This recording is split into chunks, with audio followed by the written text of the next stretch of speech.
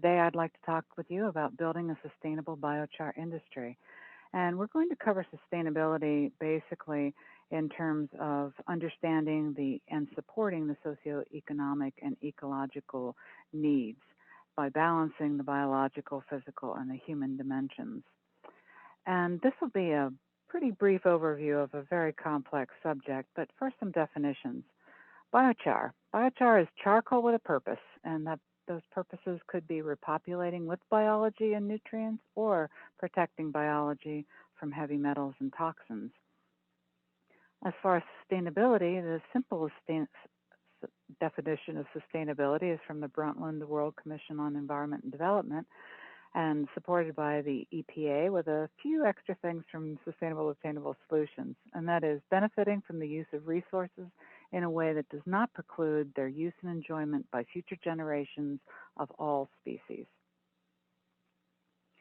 And we are going to look at this through the lens of the triple bottom line. And the triple bottom line basically covers profit, planet, and people, economic profitability, environmental protection, and social equity.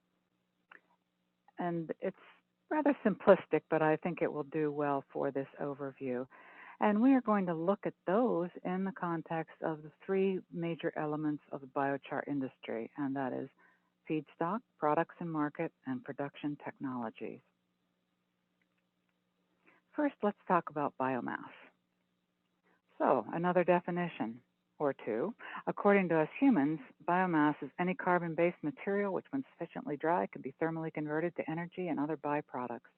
But according to nature, biomass is a complex structure of mass and nutrients that regulate temperature and moisture, provide shelter, food, habitat, and carbon sequestration.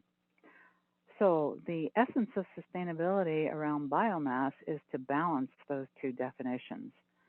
There are a lot of demands for biomass. One, on the energy side, we know that demand is continuing to rise, that we're trying to move away from cheap fossil fuels, where there is increasing pressure for domestic and renewable energy, on farm renewable fuels, and increasing demand for biomass energy. As far as productivity, we need biomass for high quality soil, for increasing food needs, climate change, mitigation, toxin amelioration, rising transportation costs, affecting affordable and adequate distribution, and declining forest health with catastrophic wildfires.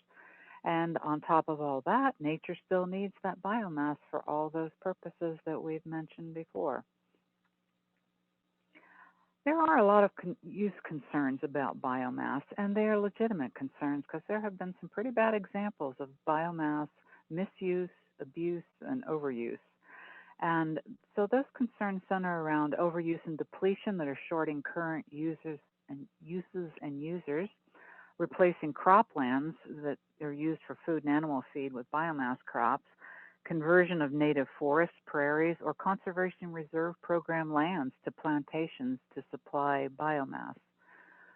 Also in forest management, the clear cutting of mature timber and the associated roading with that, the deleterious effects of removal of biomass on soil nutrient levels, as well as habitat, water and air quality, and wildlife. Also, in certain ways the biomass is used reduces the ability to upcycle, and excessive transportation is often required for transport of that biomass. So what do we do about those concerns? Well, we try to use biomass sustainably. Again, we recognize and respect the difference of the definitions of biomass between humans and nature so that we don't take too much or use too much. We reconcile the differences in perceptions and beliefs because sometimes the complaints about biomass use are based on perceptions that are not entirely accurate. We understand ecological limitations as well as social limitations. And because of those bad examples, we try to rebuild trust by demonstrating the good ways to do things. And we balance use and retention. So looking at it in summary from a triple bottom line lens, when you have something like biomass with the high renewability, availability, accessibility, and demand, that it requires the intelligent use and balancing of those biomass resources.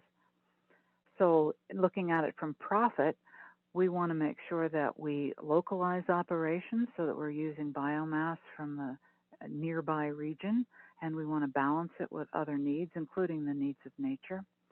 From a planetary perspective, we want to make sure that we're supporting climate and ecosystem services. And thirdly, that we employ a skilled workforce. And we need that skilled workforce because we want to be sure that we're using the biomass that we do take from the forest or fields efficiently and with zero waste. Now let's look at products and markets.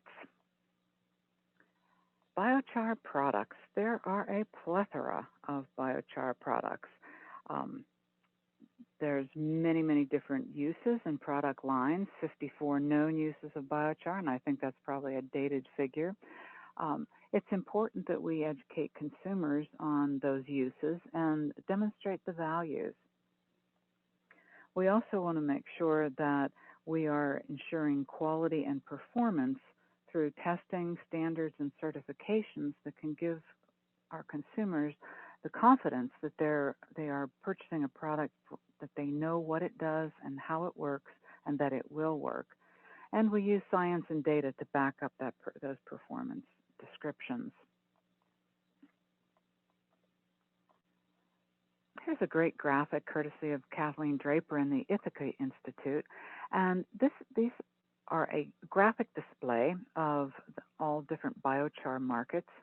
The coding system is basically dots that are green or black. And the more green dots you see, the better it is, and better in terms of volume, value, and readiness within the individual markets. And those markets are agriculture, gardening, remediation, filtration, and this is really a big one right now with urban settings because of biochar's ability to really clean up stormwater drainage. Livestock feed, building materials, packing materials, and even 3D printing, fuel cells, and particularly to use as carbon offsets. And that is an emerging market that has a lot of promise. So when we look at our products and markets in a triple bottom line approach from the profit side, we want to make sure that our products are affordable, that they're economically accessible, and they meet local to regional market needs. And we want those needs met with zero waste, and that's either within the operations or our operations are co-located with people and industries who can use the co-products of biochar production, from heat and energy to gases. Looking at the triple bottom line from the planet perspective, we want to make sure that our products are improving environmental conditions, such as soil productivity, carbon sequestration, toxin amelioration, livestock health and reduction of methane from livestock. And then thirdly, from the people perspective, people want their problem solved. And they want to know, how is your product going to improve my life or my livelihood? And what we want to do in the biochar industry is to provide high quality incomes transparently and delivered with honesty. So, looking at production technologies. This diagram is courtesy of Dr. Johannes Lehmann, who spoke earlier in this program. This is a very quick way of tracking the carbon that comes from the feedstocks through the pyrolysis process, and 50% of that carbon is retained in the biochar, which is returned to soil or used to protect soil, and then the rest of that carbon shows up in the co-products, which are biofuels, biooil, hydrogen. Well, carbon is not in hydrogen, but you can use those co-products then for transportation, energy, other industrial uses. So, our production technologies, these technologies need to be sustainable And particularly if you look at this from a life cycle assessment, we want to make sure that our production technologies are configured to handle local biomass types and volumes, and that they're fabricated out of regionally or nationally sourced recyclable materials. The configuration is important as well. If they're unitized, modular, um, repairable on site, then they're scalable for future growth and your operations are more affordable.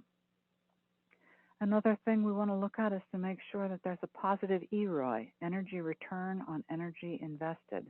And part of that means that we use energy and the physical co-products and byproducts, like the graphic that we just looked at demonstrated. We want to make sure that there's also a small carbon footprint or no carbon footprint, ideally, and that from a people perspective, that we have a high level of worker safety, ergonomics are in operation, and our labor standards are fair.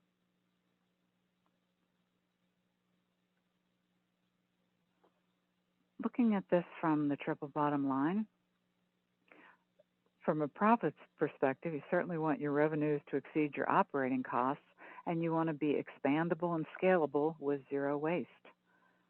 From a planetary perspective, we want energy efficiency and low emissions. And thirdly, we want our businesses to be a community asset, and not just in the facts of we're creating jobs, but also that we're providing education, we're giving back to the communities where we're located, and this is an overlap as well with profits and planet. So being a community asset is very important. Then let's take a look at sustainability guidelines. Where do you get these guidelines? Well, you can look at existing sustainability frameworks, and some of those are listed on the left, everything from the UN World Council on Sustainable Development through the Union for Conservation of Nature, Forestry Stewardship Council, and the International Biochar Initiative, as well as the U.S. Biochar Initiative, have all weighed in on some aspects of sustainability and providing some frameworks for those in terms of the kinds of implementation mechanisms that you might want to use. And that runs the gamut from strict regulatory regulation to voluntary guidelines and recommendations, the use of standards or manuals within the industry. You could have oversight boards. Um, Self-policing is another methodology, and certifications. And the certification, much like the International Biochar Initiative has, where your product can actually be certified and people can be assured that it is of the quality that they're expecting. I could have added the OMRI, the organics certification. Those are all useful frameworks, but you don't necessarily need to use them. You can create your own.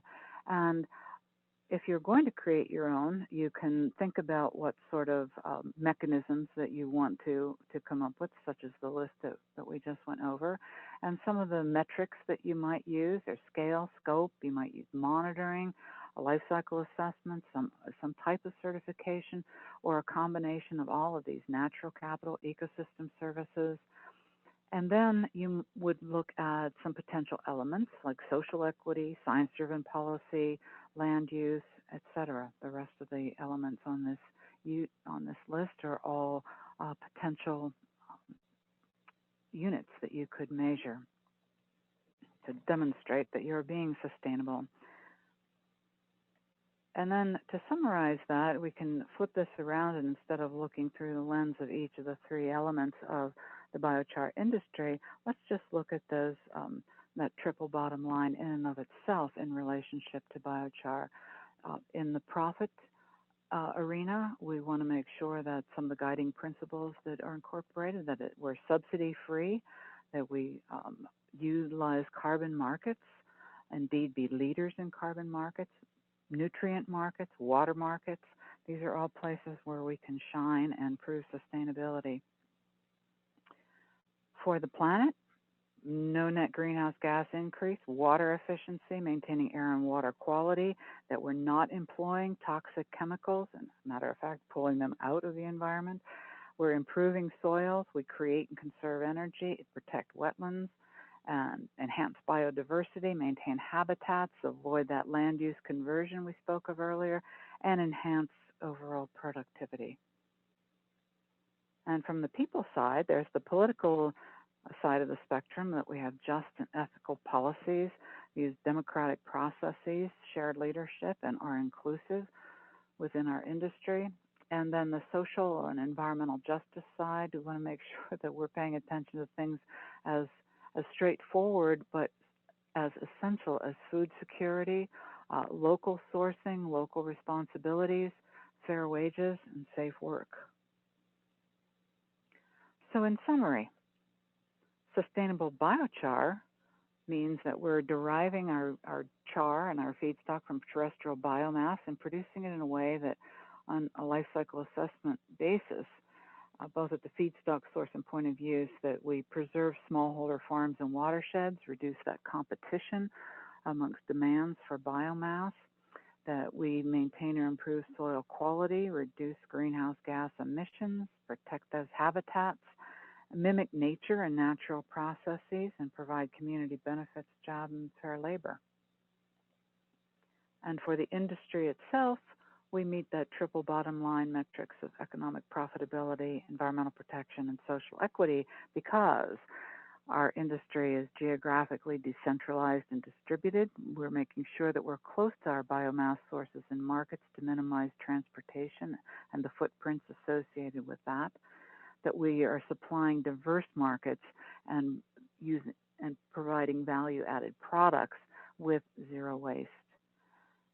We participate and lead, I hope, in carbon markets and trading programs, and that production is carbon neutral and negative in a life cycle assessment. The product is quality assured through transparent processes. It's compatible with and supportive of ecosystem services. And again, we provide community benefits, jobs, and fair labor. So, thank you for your interest in biochar and sustainability. If you have any questions, there's my contact information. And you might have noted on most of the slides, I tried to provide additional sources in the lower right-hand margin that will allow you to explore that concept that's being presented on that slide a little bit deeper with some really great research papers, sustainability guidelines, such as the ones that USBI has written up. So I encourage you to explore further and stay sustainable.